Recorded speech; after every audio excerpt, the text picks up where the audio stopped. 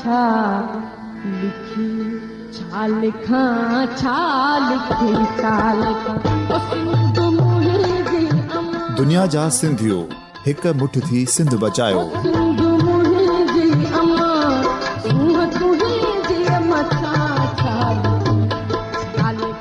सिंध जो क़ौमी आवाज़ radio voice of Sindh London.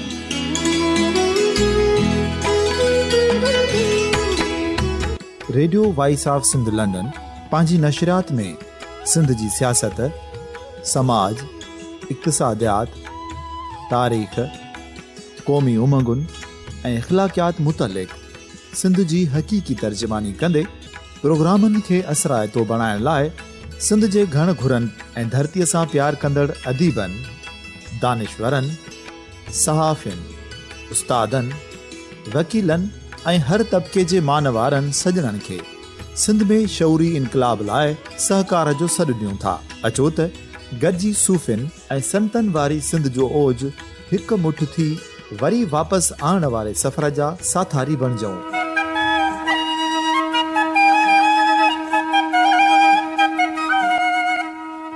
हिक नए सुबुह जी शुरूआत जो पड़ाॾो घर घर, ॻोठ ॻोठ ऐं शहर शहर ताईं पहुचायो। शाल सिंध आबाद ऐं ख़ुशहाल थिए, सिंधी माण्हू सुखियो ऐं सताबो थिए।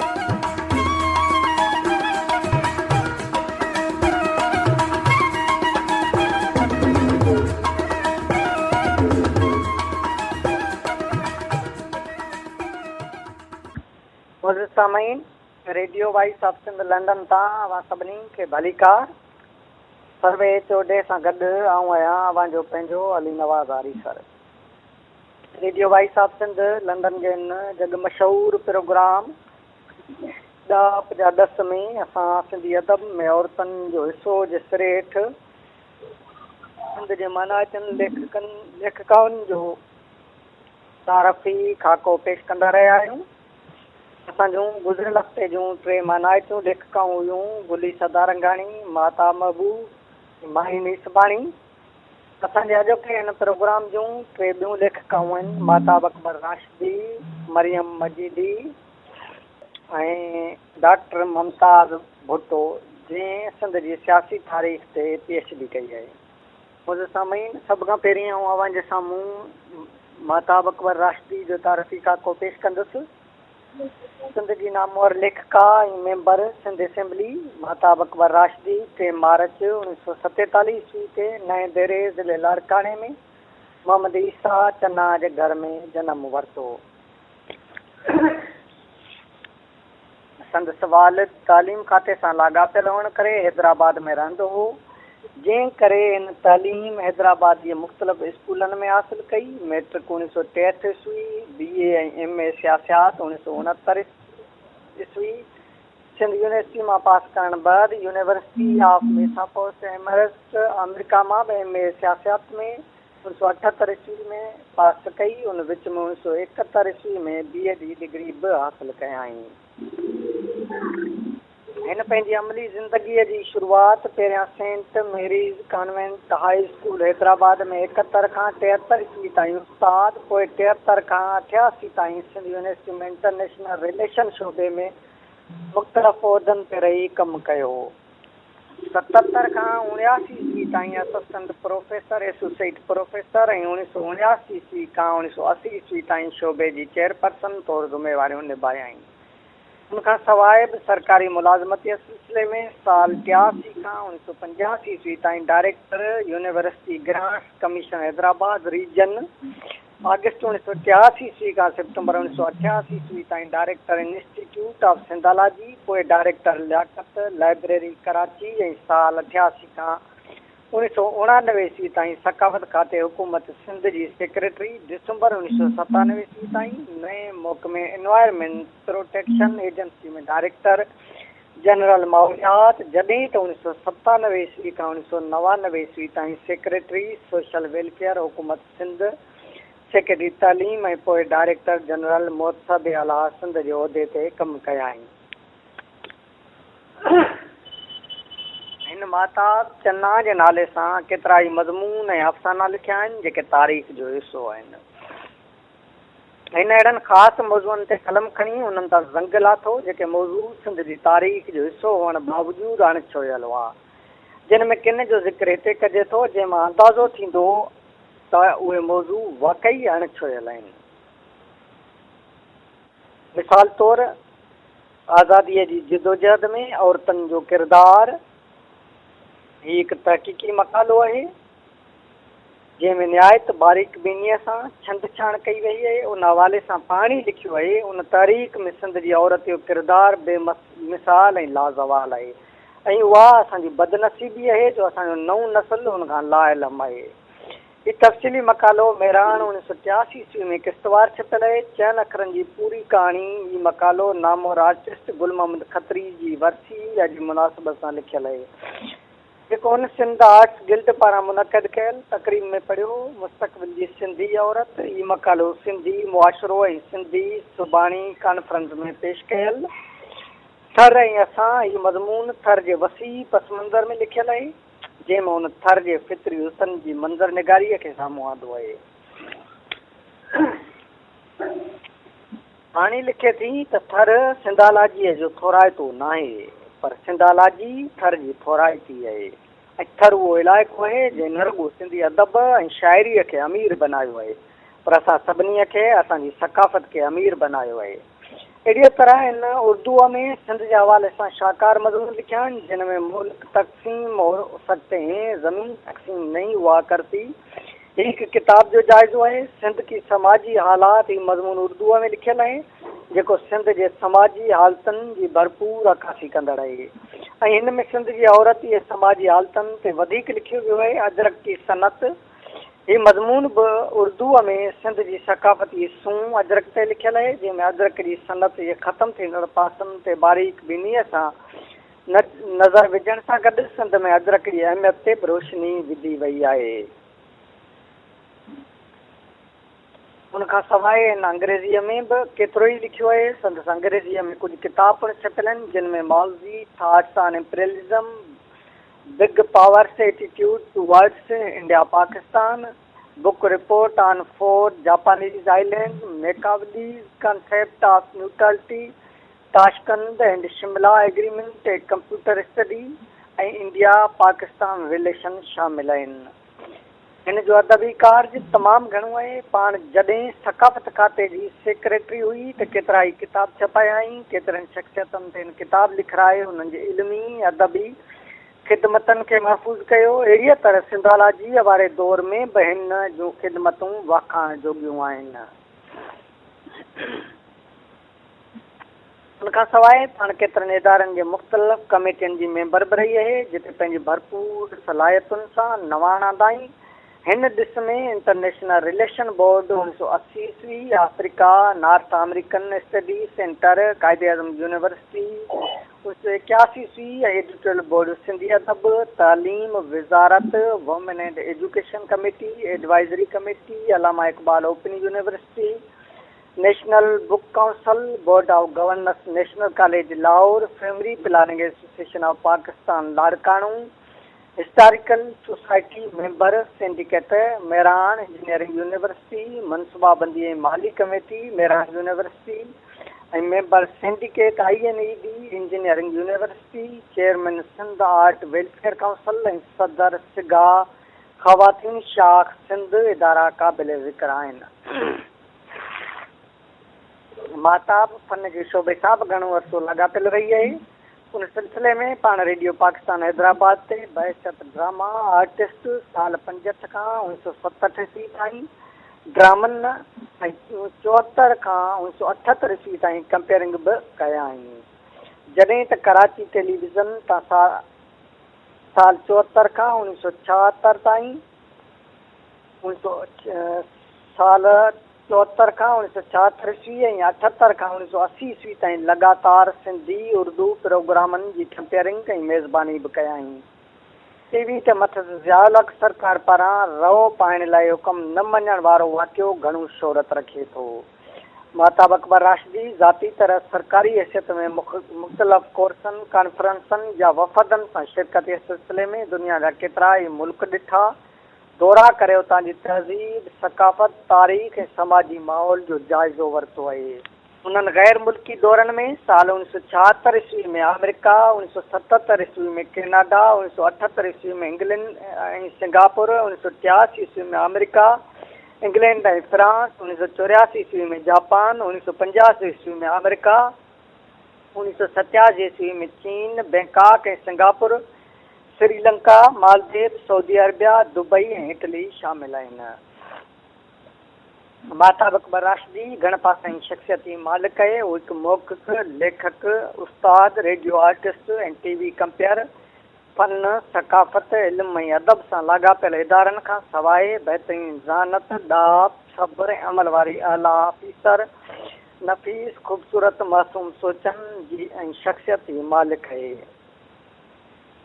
हिन कॾहिं बि वक़्त ऐं हालतुनि सां शिकस्त खाई, कंप्रोमाइज़ न कयो। जिते बि रही अॾोल रही। पाण हिन वक़्तु सिंध असेंबलीअ में औरतुनि वारी मख़सूस सीट ते मेंबर आहे, जिते पिणु हिन जो आवाज़ सिंध जो आवाज़ बणिजी गूंजंदो रहे थो।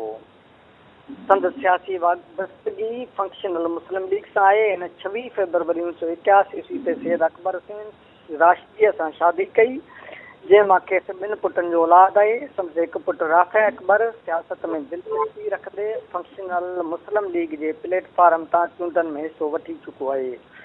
ऐं ॿियो पुटु शोएब अकबर राशिदी हिकु एडवर्टाइज़ कंपनीअ सां लाॻापियल आहे। डॉक्टर आफ्ताब अबड़े सिंध जे सान्यावंदनि पारां लिखियल मज़मूननि खे सहेड़े महताब, शख़्सियत, किरदार ऐं मुमताज़ नाले सां किताबु छपाए पधिरो कयो आहे, जंहिंमें महताब जी शख़्सियत ते मुख़्तलिफ़ पहलुअनि खां रोशनी विधी वई आहे। महताब अकबर राशिदी सिंध असेंबलीअ जी मेंबर आहे ऐं उन सिंध असेंबली जे मेंबर हुअण नाते सिंध में जेके बि वाक़िया थिया आहिनि उन एजेंसियुनि तां माण्हुनि जो खंभिजणु, एजेंसियुनि तां माण्हुनि जो खे मारे छॾणु, उनखां सवाइ लोकल ऑर्डिनेंस, सिंध विराइण जूं ॻाल्हियूं, उन्हनि सभिनी मसइलनि ते उन हर मौक़े ते हर क़दम ते आवाज़ु उथारियो आहे। जॾहिं शहीद मक़सूद ख़ान खे बाहि ॾेई साड़ियो वियो, विरिया वारो वाक़ियो जेको एॾो ख़तरनाक सानियो थियो त उन असेंबली में एहतजाज कयो हो ऐं केतिरो ई वक़्तु असेंबली जो इजलास रोकायो हो। साॻिए ई पस मंज़र में जॾहिं सराई कुर्बान खां वॾो वारो वाक़ियो थियो तॾहिं बि उन सिंध असेंबली में एहतजाज रिकॉर्ड करायो हो। लोकल ऑर्डिनेंस वक़्तु उहो सरापा एहतजाज बणिजी वई। अहिड़ी तरह केतिरनि ई मौक़नि ते संदसि एहतजाज रिकॉर्ड ते मौजूदु आहे। हू इंतिहाई सगारो आवाज़ आहे, इंतिहाई सग वारी औरत आहे, इंतिहाई जफ़ाकश आहे ऐं इन सिंध सां इंतिहाई कमिटेड आहे। मुंहिंजो सामीन असांजे अॼोके हिन प्रोग्राम जी जेका ॿी मनाइती लेखिका आहे सा निहायत ई ख़ूबसूरत इनकलाबी शाइरा मरियम मजीदी आहे। लाड़पत जे मशहूर ऐं मुनफ़रद शाइरा लेखिका मरियम मजीदी 15 जून 1943 ईस्वी ते सिंध जी राजधानी ठट्टे ज़िले जे नाले वारे क़ौमी मुज़ाहिमती शाइर मोहम्मद ख़ान मजीदीअ जे घर में जनमु वरितो। हिन MA ऐं MAd ताईं प्राइवेट तालीम हासिलु कई। उन बैदि पैगम्बरी पेशे सां लाॻापिजी वई। कुझु अरसे बाद पाण अंग्रेज़ीअ जी उस्ताद रही ऐं पोइ सिजावल सब डिवीज़न में SDO तौरु ज़िम्मेवारियूं निभायाईं। मरियम मजीदी जीअं त हिकु इल्मी अदबी घराणे सां तालुक़ु रखंदी हुई ऐं संदसि वालिद मोहम्मद ख़ान मजीदी पिणु शाइर आहे, जेको लाहौर समेत पूरी सिंध में क़ौमी शाइरीअ जे हवाले सां मञता माणे चुको आहे। अहिड़े अदबी घराणे में जनमु वठण करे मरियम खे अदब विरसे में मिलियो। हिन 1976 ईस्वी खां लिखणु शुरू कयो। शाइरीअ में संदसि इस्लाह वालिद साहिब कई। हिन शाइरीअ जे सभिनी सिन्फ़नि ते इतिबा आज़माई कई आहे, जंहिंमें ग़ज़ल, नज़म, गीत, वायूं ऐं बैत अची वञनि था। जेतोणीकि संदसि अदबी असर एॾे वॾे शाइर मोहम्मद ख़ान मजीदीअ जे साये हेठि थी, पर हिन शाइरीअ में पंहिंजो अलॻि डिक्शन इख़्तियार कयो आहे। अलबत्ता संदसि शाइरीअ में बि मुज़ाहिमती रंग आहे, पर हिन उन में तशरीहनि जी कमालियत सां इनफ़रादियत पैदा कई आहे। हूअं बि लाहौर जे सभिनी शाइरनि जी शाइरीअ में इनफ़रादियत आहे। निज निबार ॿोली तशबीह इस्तारा बि पंहिंजे ई सरज़मीन मां खयल आहिनि। दुनिया जो उहो मञियल उसूल आहे त जेको शाइर पंहिंजी ॿोलीअ खे छॾे ॿियनि ॿोलियुनि में तख़लीक़ सिरजे थो त हुन तख़लीक़ में को बि सुनहरी रंग नथो पैदा थिए, पर जे पंहिंजी ॿोली तोड़े पंहिंजे खिते जी ॿोलीअ मां तशबीहूं ऐं इस्तारा कतब आंदा वञनि था, उहा शाइरी अज़मतनि जा मेराज माणे थी वठे। मरियम जी शाइरीअ में लाज मिटीअ जी महक, सुगदासी चांवरनि जी ख़ुशबू सां गॾु समुंड जी गहराई पुण पसी सघिजे थी। हिन जी शाइरीअ में साइबेरिया खां उॾार करे ईंदड़ पखियुनि जी पीड़ा सां गॾु मीरा शाह जे मस्तु शाइनायत जे रत फुड़नि जी दर्दिली कथा पिणु पढ़ी सघिजे थी। मरियम मजिदी जॾहिं शुरूआती दौर में लिखणु शुरू कयो त केतिरनि ई माण्हुनि जो उहो रायो हो त हू पाण नथी लिखे, उहो लिखाए थी, पर ॾात किथे थी लिकी रही सघे। बाद में जॾहिं हुन अदबी मेड़ाकनि में शिरकत करणु शुरू कई ऐं उते पंहिंजे अदबी ढंग सां हुन शाइरी पढ़णु शुरू कई ऐं अदबी मेड़ाकनि में बहस कयईं, तॾहिं वञी उहो इल्ज़ाम दूर थियो। मरियम हिकु बहादुर लेखिका शाइरा आहे। हुनजी शाइरीअ में बहादुरीअ जूं वसफ़ूं ऐं गुण आहिनि। हिकु औरत थी करे अहिड़ी वॾे पद जी शाइरी करे थी जेका असांजे समाज में हिकु तबिके खां कंहिं बि सूरत में बर्दाश्त न थिए। उहा ई शाइर जे मन जी सचाई आहे जो हू जीअं महसूसु करे ईअं ई पंहिंजे पढ़ंदड़ ताईं ईमानदारीअ सां पहुचाए। संदसि शाइरीअ जी मद मां कुझु सुर्खियूं असीं बि भरे ॾिसूं।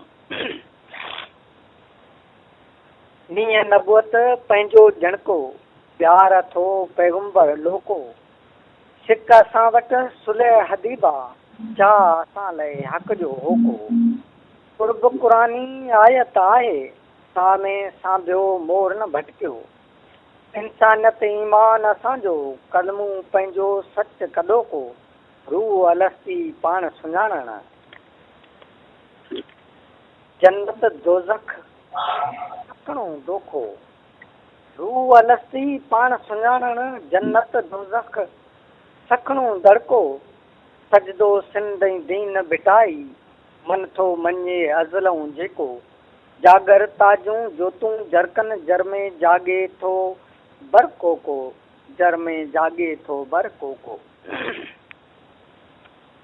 मरियम मजिदीअ जे हिन शहर मां मोहबत जूं सुर्खियूं भरण खां पोइ केरु उहो सोचे सघे थो त शाइर जे तख़यल में का मुफ़ाहिमत शामिल आहे। मुंहिंजी ॻाल्हि जी ताईद नामो शाइर ग़ुलाम असर रंगरेज़ हिन रीति कई आहे। हिकु शाइर जी हैसियत में मरियम जी जुरत इज़हार जो एतिराफ़ न करणु कबीरो गुनाह थींदो। जंहिं सिंधी समाज जो असां हिसो आहियूं उन में हिकु शाइरा वटि एॾी जुरत वॾी ॻाल्हि आहे, हूअं बि हिकु तख़लीकार वटि इज़हार जी जुरत वॾी वित आहे। हिन सां मुकमल ऐं सहमत आहियां ऐं उन ई पस मंज़र में मरियम जो वरी ई शाइर पढ़ी ॾिसिजे।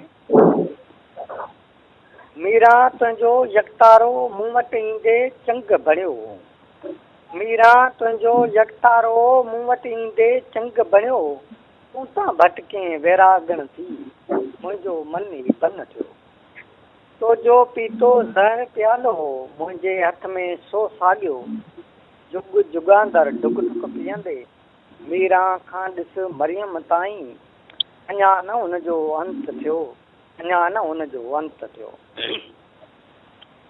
मरियम जी समूरी शाइरीअ में कला जी पूरी सघ थियल आहे। हुनजी शाइरी शौरी सोच ते ॿधल आहे जेका समाज में थींदड़ भञदा उथल पुथल खे कंहिं हद ताईं ॿुंझो ॾियण में कामयाबु वेंदी। मथियनि शरण पढ़ण खां पोइ को चई सघंदो त हू मुज़ाहिमती शाइरा न आहे। ऐं अॻु में ज़िक्र करे आयो आहियां त हुनजी शाइरीअ में मुज़ाहिमती रंग चिटो उभरी बीठो आहे, पर हुन तशबीहनि जी कमालियत सां हुनखे नए ढंग सां पढ़ंदड़ ताईं पहुचायो आहे। पसंदि शाइराणे फ़न जी क़ाबिलियत आहे, हुनजा ख़्याल मुअल न आहे, पर हुनजे ख़्यालनि में ज़िंदगी झलका पाईंदे नज़र अचे थी, फितरत सां खेचलूं कंदे नज़र अचे थी, ॿार वांगुरु अंगुल कंदे नज़र अचे थी। संदसि शाइरीअ जे वसी कैनवास में नज़रियो आहे, फ़िक्र जी गहराई, क़ौम जो दर्द ऐं धरतीअ सां लाज़वाल मोहबत आक्स चिटा पसी सघजनि था। संदसि हिन शहर में ज़िंदगी कीअं पई जरकंदी ऐं टमकंदी नज़र अचे। तो वटि जेके टाणा आयूं, तो वटि जेके टाणा आयूं, तुंहिंजूं मुर्कूं माणा आयूं, जिन ते गूंदर गरबी उणिजे पाण उहे आॾाणा आयूं। या वरी अञा वधीक हिननि सिटनि मां पुर उमीद लॻे थी। जागरता जी जोत जलाए तोड़ींदा घग घेरो पंहिंजो, जागरता जी जोत जलाए तोड़ींदा गुग घेरो पंहिंजो जज़्बनि जे हिन जूअ में जेॾियूं रहंदो मान मथेरो पंहिंजो रहंदो मान मथेरो पंहिंजो।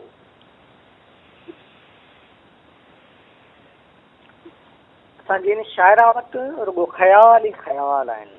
मोर जे परनि जहिड़ा ख़ूबसूरत मन मोहींदड़ ज़िंदगीअ जे रंगनि सां भरपूर मुर्कनि इटाकनि सां मसरूर तारनि जीअं जगमगाईंदड़ मोहबतनि जे मेराजुनि में कंध निवाए सजदा कराईंदड़ कुंवारे जोबनि जे समूरनि हिजाबनि ऐं बार जहिड़नि अंगड़ाइनि सां सरज़द ख़्याल सम्झ हिन वाईअ मां बि असांजे ज़हन खे तस्कीन पहुचाए सघनि था। रहणी नाहे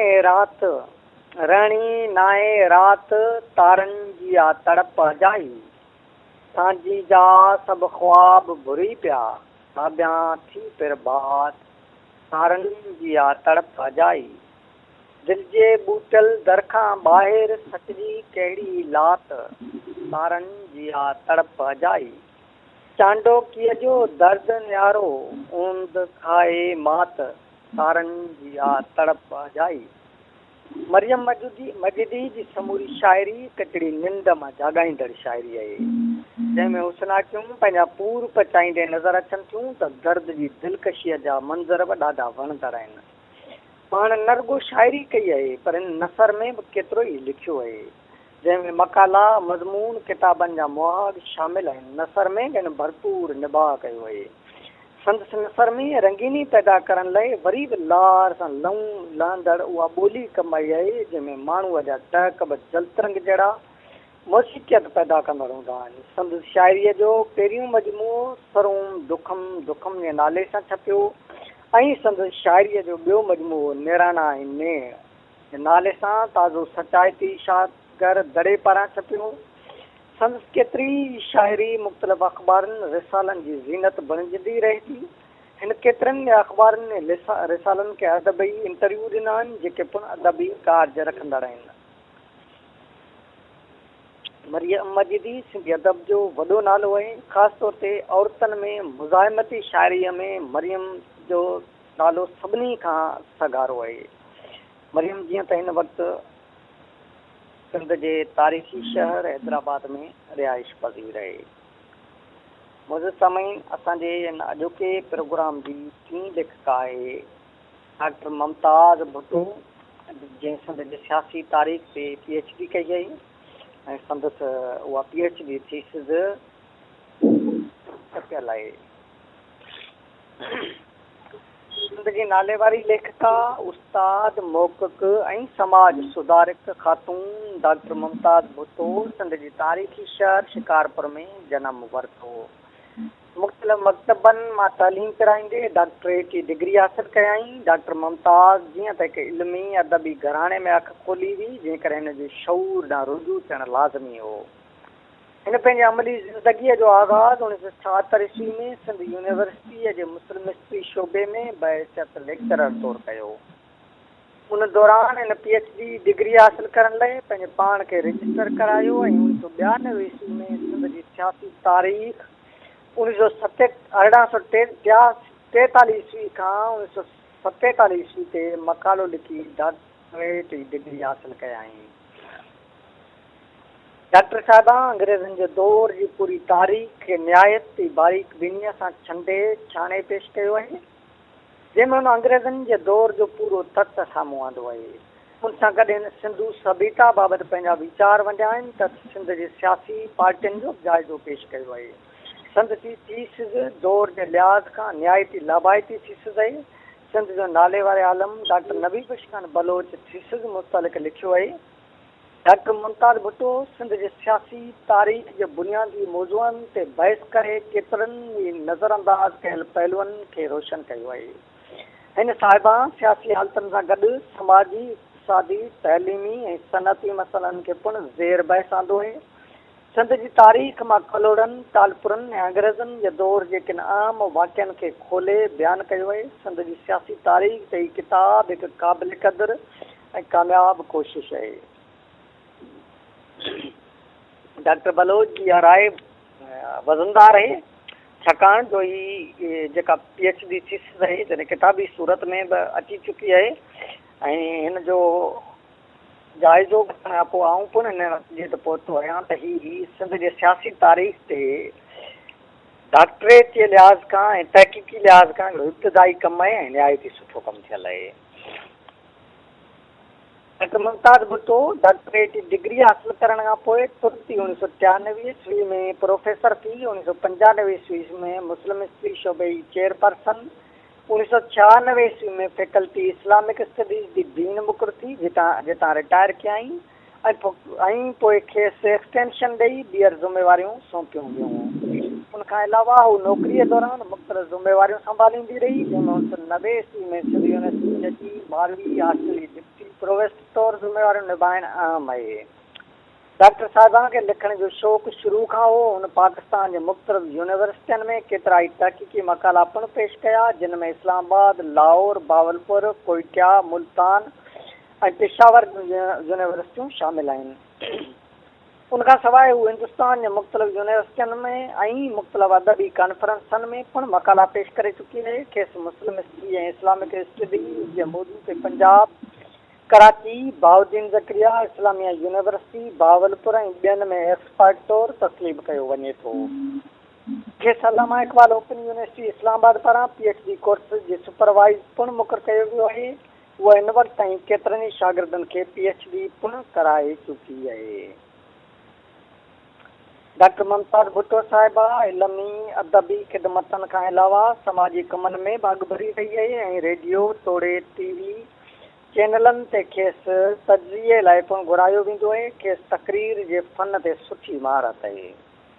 2002 ईस्वी में संदसि कोशिशनि सां मुनक़िद कयल फर्स्ट नेशनल कॉन्फ्रेंस तमामु घणी मक़बूलियत माणी। संदसि नाले वारी लेखकार डॉक्टर तनवीर जुनेजो संदसि इल्मी ऐं अमली ख़िदमतनि जो इज़हार हिन रीति कयो आहे। डॉक्टर मुमताज़ भुट्टो बहितरीन इंतज़ामी सलाहियतूं रखंदड़, तहक़ीक़ जे जदीद ऐं साइंसी उसूलनि खां वाक़ुफ़, बहितरीन मुक़रर ऐं बहितरीन कलमकार आहे। तनवीर जुनेजे जी राय निहायती अहम आहे। वाकई डॉक्टर साहिबा जे लिखड़नि खे पढ़ी महसूसु थिए थो त हू आम रवा जी ॻाल्हि कंदड़ कलमकार हरगिज़ न आहे, पर हू पूरे शऊर सां ऐं पूरी तहक़ीक़ सां पोइ ई नतीजो कढण वारी लेखिका आहे। हिन जा जेतिरा बि तहक़ीक़ी मक़ाला साम्हूं आया आहिनि, उन्हनि में न ॼाण केतिरनि पासनि खां छंछाण थियल आहे ऐं केतिरनि नवनि मौज़ूअनि खे पिणु साम्हूं आंदो अथई। आउं सम्झां थो त तहक़ीक़ जे लिहाज़ खां इहो ई बहितरीन अमल आहे जो सवाल उथारण सां गॾु रस्तो बि ॾेखारियो वञे ऐं नवां मौज़ू तहक़ीक़ जे लाइ साम्हूं आंदा वञनि। संदसि किताब सिंध जी सियासी तारीख़ पढ़ण खां पोइ ईअं पियो महसूसु थिए ॼण सिंध जी पूरी तारीख़ सां इंसाफ़ करण लाइ कलम खणिजे, अंग्रेज़नि जे दौर खां पहिरीं ऐं पोइ जो मुकमल जाइज़ो पेश कजे, छाकाणि जो सिंध जी सियासी तारीख़ जो वास्तो रुॻो अंग्रेज़ दौर ताईं महदूद त नथो करे सघिजे।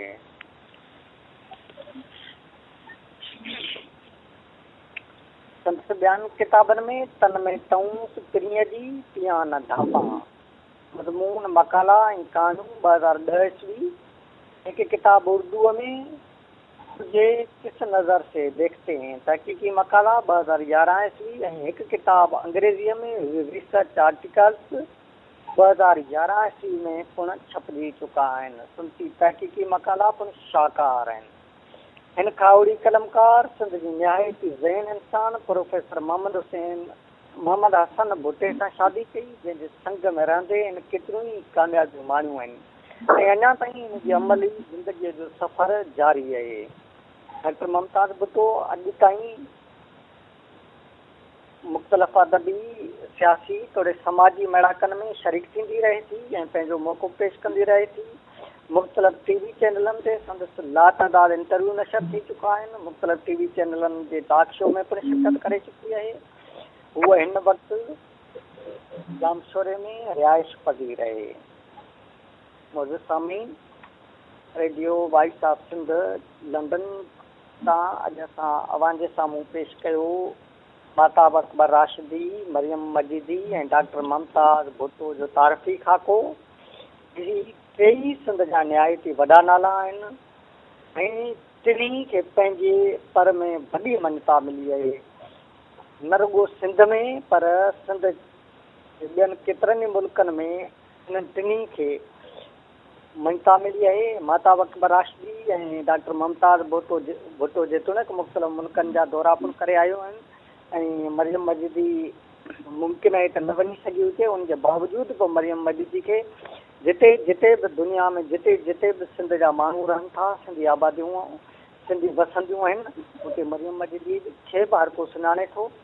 ऐं असांजी दुआ आहे त सिंधी अदब जूं ही टे ई माना हितां लेखकाऊं अञा बि सलामत रहनि ऐं असांखे सिंध खे सिंधी अदब खे वधि खां वधि ॾींदियूं रहनि। मुंहिंजो सामाईन रेडियो वॉइस ऑफ सिंध तव्हांजे अॼोके हिन प्रोग्राम में हाणे अवां पंहिंजे मेज़बान अली नवाज़ आरिफ़ सर खे ॾींदा इजाज़त। सिंध सलामत, साथ सलामत। अवां जी समातुनि ताईं radio voice of Sindh London